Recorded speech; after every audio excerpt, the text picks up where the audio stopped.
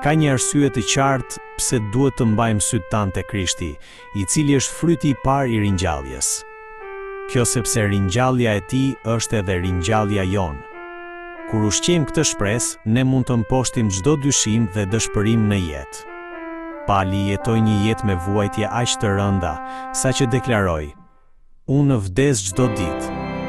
Megjithatë, ai nuk u dorëzua dhe i shërbeu Zotit pa asnjë frikë përballë çdo rreziku.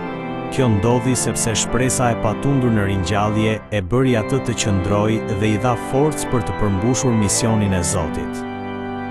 Guximi për të kapërcyer madje edhe tmerrin e vdekjes buron pikërisht nga ky besim te ringjallja. Gjithashtu, besimi te ringjallja na mban gjithmonë zgjuar. Kjo është edhe arsyeja pse Pali paralajmëroi: "Mos u gënjeni, shoqëritë e këqija prishin zakonet e mira."